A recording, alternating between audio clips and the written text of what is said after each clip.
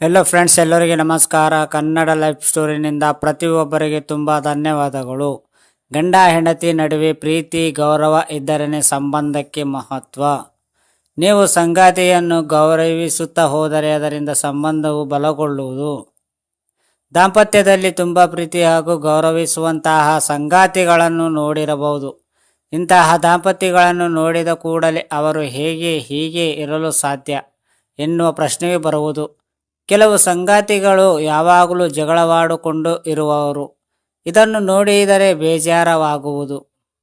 ಆದರೆ ದಾಂಪತ್ಯದಲ್ಲಿ ಸಂಗಾತಿಗಳ ನಡುವೆ ಗೌರವ ಕೂಡ ಮುಖ್ಯವಾಗಿರುವುದು.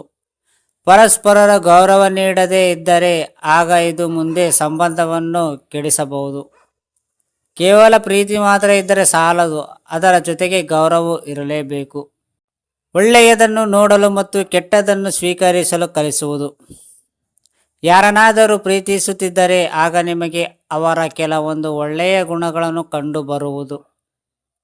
ಇದೇ ವೇಳೆ ಅವರ ದೌರ್ಬಲ್ಯಗಳು ಹಾಗೂ ಕೆಟ್ಟ ಗುಣಗಳು ಕೂಡ.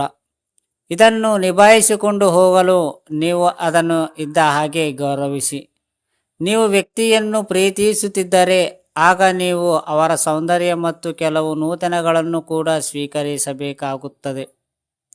ಇದನ್ನು ಸ್ವೀಕರಿಸುವ ಜೊತೆಗೆ ಪರಸ್ಪರರ ಹೊಂದಾಣಿಕೆಗೆ ಮಾಡಿಕೊಂಡು ಹೋಗಬೇಕು. ಪ್ರೀತಿ ಹಾಗೂ ಗೌರವ ಸಂಬಂಧವನ್ನು ಮುಂದಕ್ಕೆ ಸಾಗಿಸುವುದು. ಸಂಗಾತಿ ಕಡೆಗೆ ತಾಳ್ಮೆ ವಹಿಸಲು ಕಲಿಸುವುದು. ಸಂಬಂಧದಲ್ಲಿ ಯಾವಾಗಲೂ ತಾಳ್ಮೆಯಿಂದ ಇರುವುದು ತುಂಬ ಕಷ್ಟ.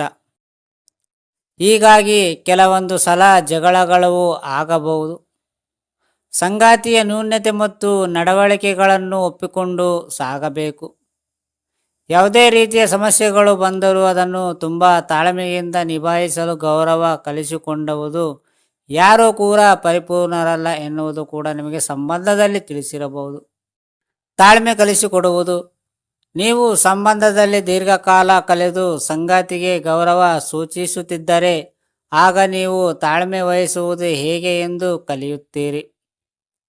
ನೀವಿಬ್ಬರು ಜೊತೆಯಾಗಿ ಸಮಯ ಕಳೆಯುತ್ತಿರುವಂಥ ನಿಮ್ಮ ಭಾವನೆಗಳು ನಡವಳಿಕೆಗಳು ಬದಲಾಗುವುದು. ನಿಮ್ಮಿಬ್ಬರ ಮಧ್ಯೆ ಪ್ರೀತಿ ಜೊತೆಗೆ ಗೌರವ ಕೂಡ ಹೆಚ್ಚಾಗುತ್ತಾ ಹೋಗುವುದು.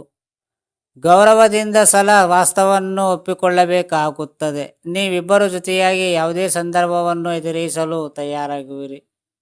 ಸಂಬಂಧಕ್ಕೆ ಹಾನಿ ಆಗುವುದು. ಕೆಲವೊಂದು ಸಲ ವಿಚಾರಗಳನ್ನು ನೀವಿಬ್ಬರ ಭಾವನೆಗಳಿಗೆ ಹಾನಿ ಉಂಟು ಮಾಡಬಹುದು.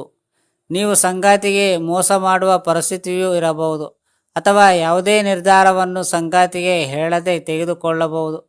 ಇದು ಸಂಬಂಧದಲ್ಲಿ ದೊಡ್ಡ ಮಟ್ಟದ ಹಾನಿ ಉಂಟು ಮಾಡುವುದು. ಆದರೆ ಸಂಬಂಧದಲ್ಲಿ ಸಂಗಾತಿಯನ್ನು ಗೌರವಿಸುತ್ತಿದ್ದರೆ ಆಗ ನೀವು ಮೋಸ ಮಾಡುವ ಬಗ್ಗೆ ಆಲೋಚನೆ ಮಾಡುವುದಿಲ್ಲ. ಇಲ್ಲಿ ನಿಮಗೆ ಮಿತಿ ಮೀರುವುದಿಲ್ಲ ಮತ್ತು ಅಂತಹ ಕೆಲಸ ಮಾಡುವ ಆಲೋಚನೆ ಬರದು. ನಂಬಿಕೆ ಹೆಚ್ಚುವುದು. ಗೌರವ. ನೀವು ಯಾರನ್ನಾದರೂ ಗೌರವಿಸಿದರೆ ಆಗ ಅಲ್ಲಿ ನಂಬಿಕೆಯ ಹೆಚ್ಚಾಗುತ್ತದೆ.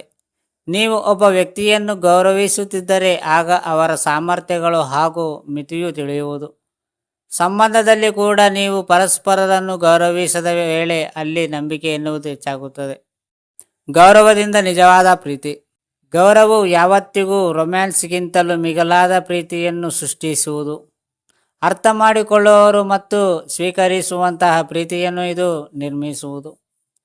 ಇಂತಹ ಪ್ರೀತಿಯು ಸದಾಕಾಲ ಉಳಿಯುವುದು. ಸಂಗಾತಿ ಜೊತೆಗೆ ಹಲವರು ರೀತಿಯ ಭಿನ್ನಾಭಿಪ್ರಾಯಗಳನ್ನು ಈ ಪ್ರೀತಿಯ ದೂರ ಮಾಡುವುದು.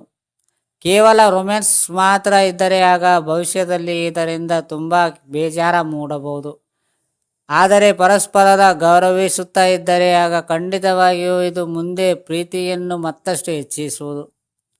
ಪ್ರತಿಯೊಂದು ಸಂಬಂಧದಲ್ಲೂ ಕೆಟ್ಟ ಸಮಯ, ಒಳ್ಳೆಯ ಸಮಯ, ಸಾಹಸ ಮತ್ತು ಬೇಜಾರಾದ ಸಮಯವೂ ಇರುವುದು.